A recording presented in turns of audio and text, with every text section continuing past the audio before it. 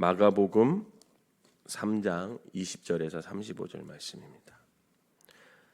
마가복음 3장 20절에서 35절 말씀, 제가 한 절 읽고 여러분들이 한 절 읽으면서 교독하도록 하겠습니다. 집에 들어가시니 무리가 다시 모임으로 식사할 겨를도 없는지라.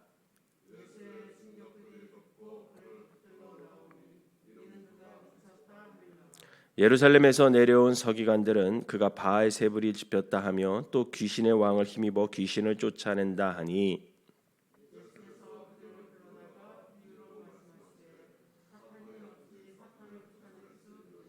또 만일 나라가 스스로 분쟁하면 그 나라가 설 수 없고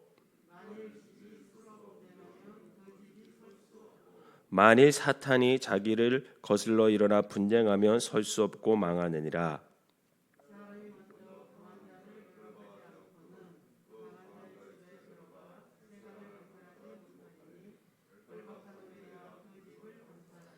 내가 진실로 너희에게 이르노니 사람의 모든 죄와 모든 모독하는 일은 사하심을 얻되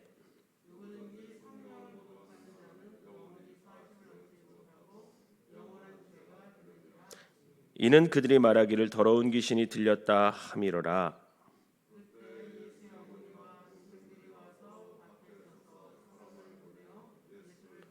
무리가 예수를 둘러 앉았다가 여짜오되 보소서, 당신의 어머니와 동생들과 누이들이 밖에서 찾나이다.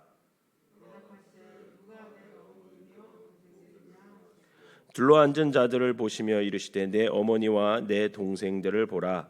누구든지 하나님의 뜻대로 행하는 자가 내 형제요 자매요 어머니이니라. 아멘. 이 새벽에도 주님 전에 나온 여러분들에게 하나님의 은혜가 함께 하시기를 주님의 이름으로 축원합니다. 오늘 마가복음 3장 20절 시작하는 부분에 이제 집에 들어가시니 이렇게 말씀을 시작하고 있어요. 이 집에 들어갔다는 얘기는 예수님께서 그 전 장면에 어떤 장면이 있냐면 산에서 이제 기도하신 후에 12제자를 선택을 하셔요. 12제자를 선택하시고 다시 집으로 돌아갔는데 그 집이 어디냐라고 했을 때 대부분 이제 베드로의 집이다라고 얘기를 합니다. 베드로의 집으로 이제 다시 돌아와요. 그런데 많은 무리가 또 예수님이 베드로의 집에 왔다고 얘기하니까 어떻게 됩니까? 사람들이 몰려오기 시작해요. 너무 많으니까 예수님이 여기 식사할 겨를조차도 없었다. 성경은 그렇게 기록하고 있죠.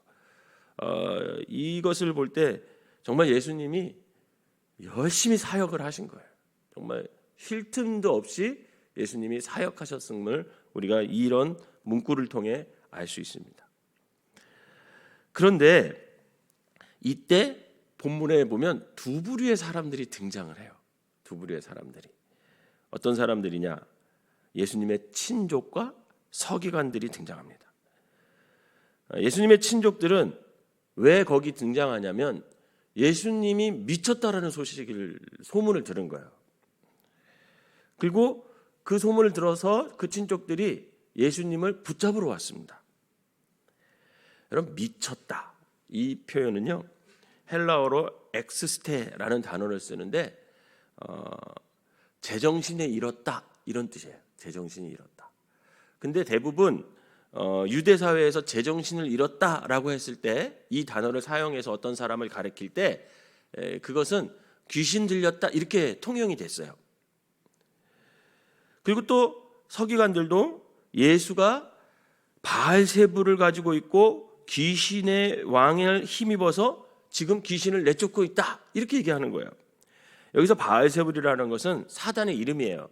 그리고 그 귀신 중에 왕은 이제 바알세불이라 하는데 이 서기관들이 예수님이 귀신 쫓고 병을 고치고 뭐 이런 모든 사역들이 그 힘을 입어서 지금 하고 있다 이렇게 소문을 막 내고 프레임을 씌우는 거죠. 그랬더니 예수님은 그렇게 말하는 그들을 불러서 한 가지 비유로 말씀하시면서 뭐라고 얘기했냐면 서기관들이 말이 틀렸다라는 거예요. 예수님이 비유의 말씀은 굉장히 상식적이고 선명합니다. 이렇게 얘기하죠. 사탄이 어떻게 사탄을 쫓아낼 수 있느냐? 23절에 그렇게 얘기해요. 그렇지 않겠습니까? 같은 편끼리 왜 싸우냐라는 거예요. 같은 편끼리. 만일 나라가 자기 나라끼리 이렇게 안에서 싸우면 그 나라는 설 수 없다라는 거예요. 망한다라는 거예요. 그렇지 않겠습니까? 그것은 집도 마찬가지라는 거예요. 이처럼 26절에 사탄도 스스로 서로 대항하며 분쟁하면 그 사탄도 설 수 없고 망한다는 것입니다. 이렇게 예수님은 자신이 귀신을 쫓고 병을 고치는 능력이 사단의 능력을 힘입은 것이 아니라 이렇게 비유를 말씀드려서 자세하게 사람들이 알아듣게끔 설명을 해주고 있어요. 24절, 25절에 보면. 여기서 특별히 예수님이 설명하는 방법이 반복법과 정춤법을 사용해요. 그러면서 사람들로 하여금 점점 좀 잘 알아들을 수 있게끔 얘기를 하시죠. 분쟁하는 나라, 분쟁하는 집, 그리고 서로 분쟁하는 사탄은 결국 망한다. 이렇게 말씀하셔요. 그러면서 27절에 예수님은 당신은 귀신 들린 것이 아니라 귀신보다 더 강한, 사탄보다 더 강한 분이다 라는 것을 말씀하세요. 27절 우리 한번 여러분 같이 읽어볼까요? 27절 3장 27절 시작. 사람이 먼저 강한 자를 결박하지 않고는 그 강한 자의 집에 들어가 세간을 강탈하지 못하리니 결박한 후에야 그 집을 강탈하리라. 즉 강한 자.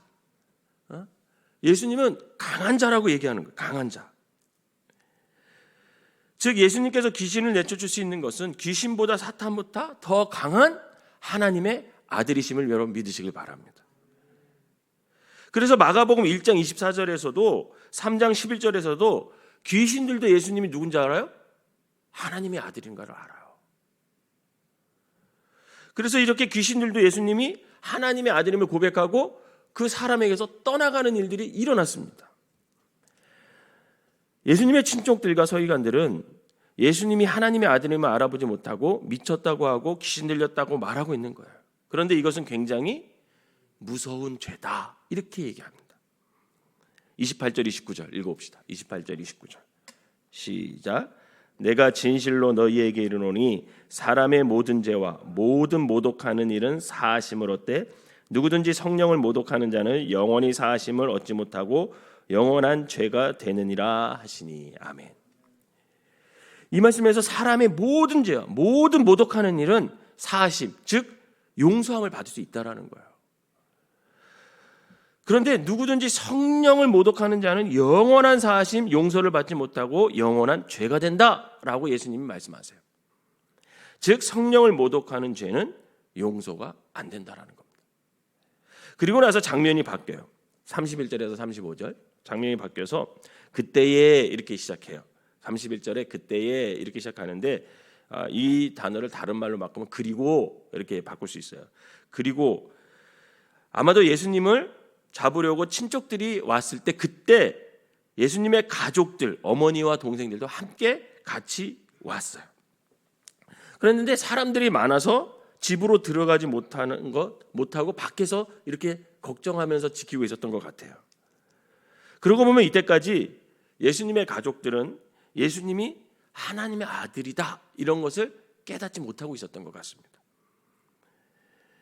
아마도 예수님의 친족들은 예수님이 귀신 들렸다고 잡으려 왔지만 예수님의 어머니와 동생은 혹시 예수님의 친족들과 서기관들에게 예수님이 해코지 당할까 봐 아마 걱정하는 마음으로 따라왔을 수도 있어요. 그래서 예수님의 어머니와 동생들이 사람이 많아서 이제 예수님을 만날 수 없으니까 어떤 사람을 불러서 우리 예수님을 좀 불러달라, 내 아들을 불러달라, 내 형을 불러달라 이렇게 말했겠죠. 그때 예수님이 33절에 뭐라고 얘기하냐면 누가 내 어머니며 동생들이냐라고 반문을 하세요.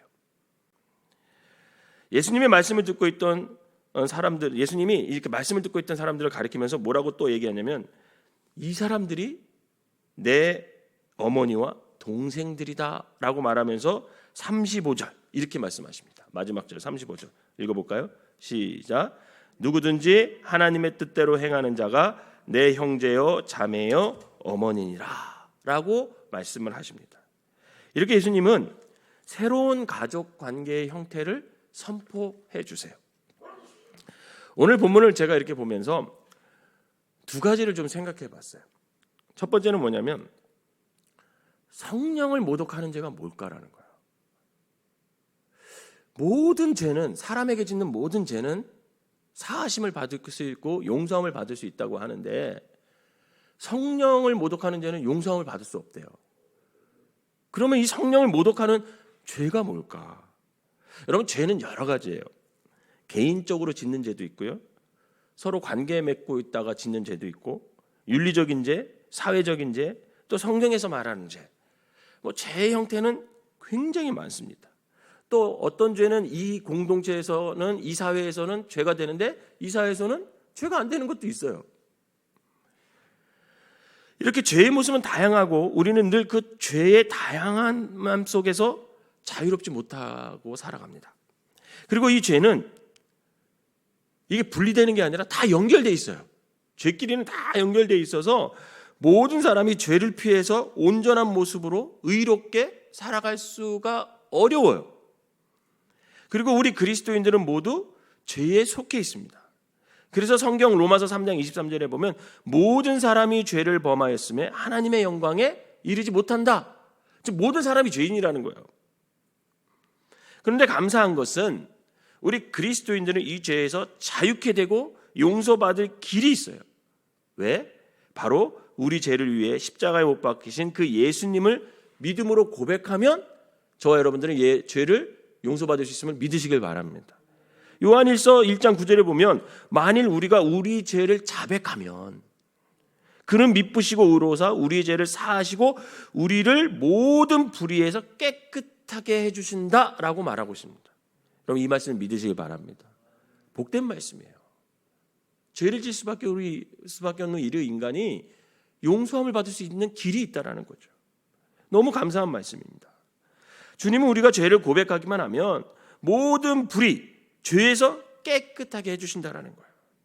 그런데 오늘 본문 29절에 보면 누구든지 성령을 모독하는 자는 영원히 사하심을 얻지 못하고 영원한 죄가 되니라, 이렇게 말씀하세요. 그러면 성령을 모독하는 죄가 뭘까? 여러분, 성령으로 모독하는 죄는 이런 거예요. 내적으로, 내 안에 내적으로 분명히 알아, 이게 진리라는 걸.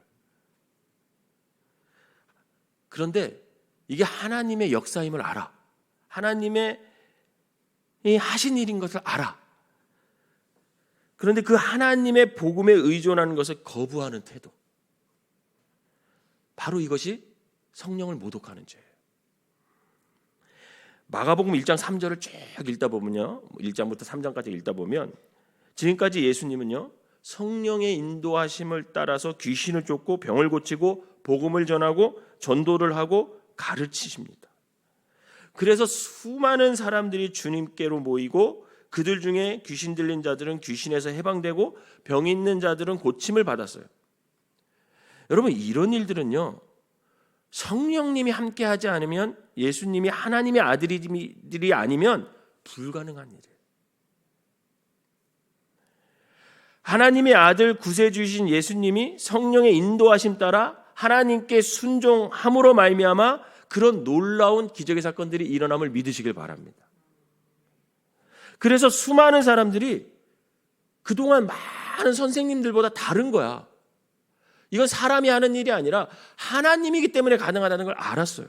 그래서 수많은 사람들이 예수님을 쫓아오고 12명의 제자들이 모든 삶을 포기하고 예수님을 따르고 심지어 귀신들도 예수님을 하나님의 아들이라 고백합니다. 그러면 여러분, 가족과 친족들이, 또 바리새인들과 서기관들이 과연 예수님이 누군지, 어떤 분인지 몰랐을까요? 아닙니다. 분명 그들도 알고 있어요. 그러나 알면서도 어떻게 하는 거예요? 거부하는 거야. 알면서도 거부하는 거예요. 거부할 뿐만 아니라 예수님을 정신병에 걸렸다, 사단에 사로잡혔다, 이런 프레임을 씌워서 예수님을 어떻게 하는 거예요? 죽이려고 하는 거예요. 즉 성령의 활동을 악마의 활동으로 날조하는 태도, 하나님의 이름으로 모든 사람들의 마음을 어루만지는 분을 악마라고 기만하는 태도, 바로 이것이 성령을 모독하는 죄다라는 거예요. 즉 그들은 자기들의 체면, 또 자기들이 손해볼까 봐, 자기들이 갖고 있는 지금 기득권 이런 걸 놓칠까 봐 시기 질투 때문에 예수님을 어떻게 하는 겁니까? 하나님의 아들 구세의 지음을 알면서도 거부하는 거예요. 이게 성령을 모독하는 죄. 사랑하는 성도 여러분, 신앙생활을 하다 보면요, 우리 안에 성령님이 함께 하심을 여러분 믿으시기를 바랍니다. 그렇기 때문에 성령님이 내주하고 있기 때문에 신앙생활을 하다 보면 내 마음속에 성령님이 감동을 해주셔요. 감동을 해주시거든요. 그래서 때로는 결단이 생기고, 아, 이거 하나님이 하신 일이야, 하나님이 나에게 지금 하고 계시는 일이야, 이런 게 느껴져요. 그러면서 그 일에 하나님이 순종하기를 원하시는 하나님의 강력한 권고하심이 있을 때가 있어요. 그런 경험 해보셨죠? 그럴 때 여러분, 거부하지 말고 외면하지 말고 용기를 가지고 믿음을 사용하여서 그 성령님이 인도하시는 대로 한번 순종하고 따라가 보시기를 바랍니다. 왜냐하면 그 순종의 발걸음에 결국 길이 보이고요, 답이 있고요, 결국 주님께서 동행하여 주시고요, 생각하지도 못했던 하나님의 은혜를 경험하게 하고 기적의 주인공들이 될 수가 있다라는 거예요. 그런데 그런 감동이 있음에도 불구하고 내가 이거 손해보는 거 아니야? 이거 하면 괜히 박해받는 거 아니야? 이런 마음이 자꾸 들면서 인간적인 마음이 결국은 사단의 마음이 들어와서 그 감동을 거부할 때가 있어요. 여러분, 그러면 안 되란다는 거예요. 바라기는 성령님의 인도하심을 거부하고 반대하는 것이 아니라 순종하는 삶이 되어서 기적의 주인공들이 되시기를 주님의 이름으로 축원합니다. 두 번째로 제가 이 본문을 읽으면서 생각해 본 게 그런 거예요. 가족의 재발견이다. 이런 거예요. 가족의 재발견. 여러분, 우리는 흔히 가족을 어떤 사람들을 가족이라 그래요? 피가 섞여야 돼. 그죠? 혈연 공동체라 그러잖아요. 가족을. 맞는 말입니다. 그래서 가족들은 혈연 공동체가 맞아요. 그러나 예수님은요, 여기서만 머물지 않아요. 이 가족이라는 개념을 하나 더 추가해 주십니다. 35절에 보면 누구든지 하나님의 뜻대로 행하는 자가 내 형제요, 자매요, 어머니니라. 즉, 이 말씀에서 예수님은 가족의 개념을 혈연에만 묶어두는 것이 아니라 누구든지 하나님의 뜻대로 행하는 자가 모두 뭐라는 거예요? 가족이라는 거예요. 여러분, 혈연 공동체, 피가 섞였다고 늘 좋아요? 사이가? 가장 고통스러운 게 뭔지 아세요? 가족끼리 분쟁하는 거야. 부모와 자식 간에 서로 얼굴 안 보는 거야. 형제들 간에 물질 때문에 싸우는 일이 얼마나 많아요. 그럴 때 뭐라 그래요, 사람들이? 가족이 어떻게 저럴 수 있냐 그러잖아요. 그럴 수 있어요. 근데 여러분, 그렇게 뗄래야 뗄 수 없는 피로 섞인 그 가족끼리 서로 상처받으면 그 상처를 어디서 치유받아야 돼요? 누가 치유해줘? 예수님은 그걸 알고 있었어요.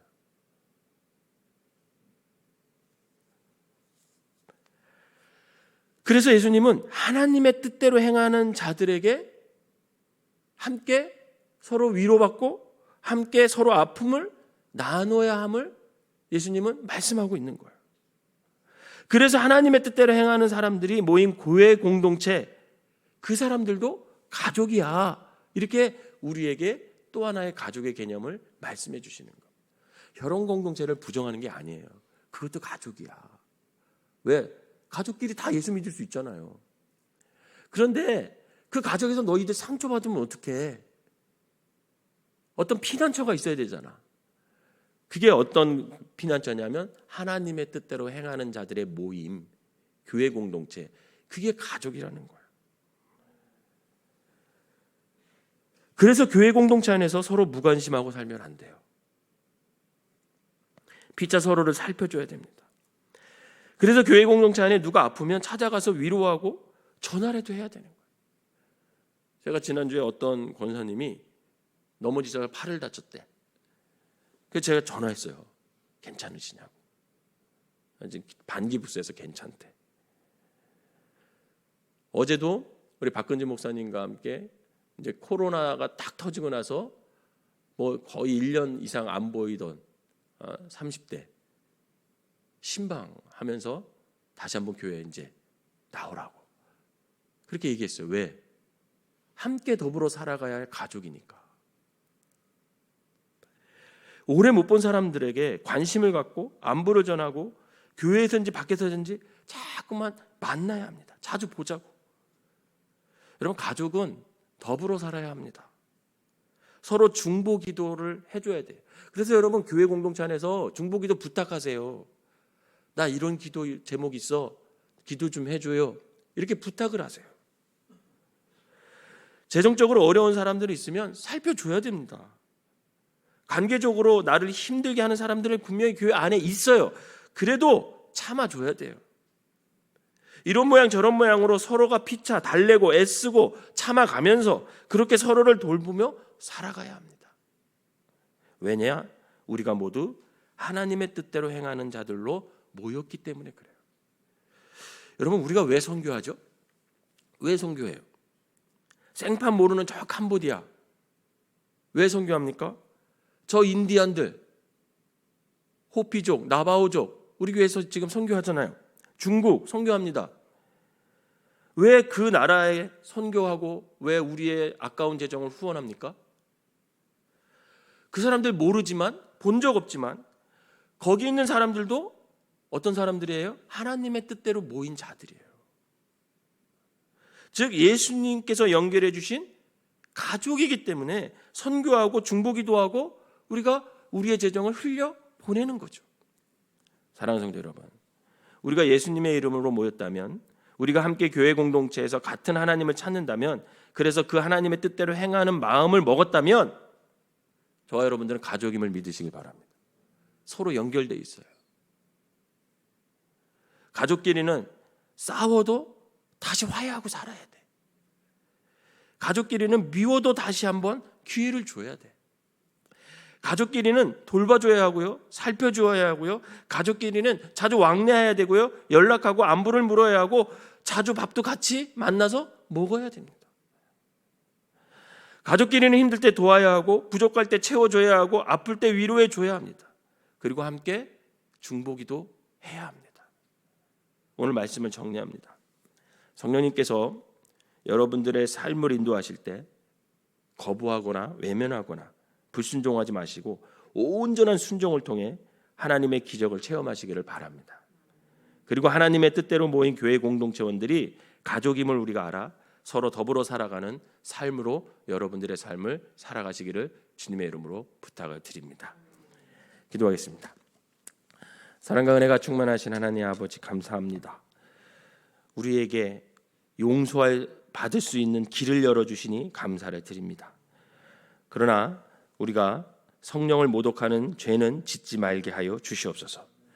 그리하여 우리가 죄에서 늘 자유롭게 살아갈 수 있도록 인도하여 주시고, 성령님께서 우리를 인도하실 때에 그것을 외면하거나 거부하는 것이 아니라 또 불순종하는 것이 아니라 온전한 순종을 통해 하나님의 뜻을 이루어낼 수 있는 믿음의 사람들이 되게 하여 주시옵소서. 또 하나님의 뜻대로 행하는 우리들을 함께 생명나무 교회 공동체에서 모이게 해주시니 감사를 드립니다. 우리가 서로 가족임을 알아 서로 더불어 살아가게 하시고 서로 중보기도하게 하시고 서로 아픔을 나누고 또 기쁨을 나누고 감사를 나눌 수 있는 믿음의 공동체들이 되게 하여 주셔서 함께 지어져 가서 하나님의 뜻을 이루는 귀한 식구들, 가족들 되게 하여 주시옵소서. 예수님의 이름으로 기도하옵나이다. 아멘.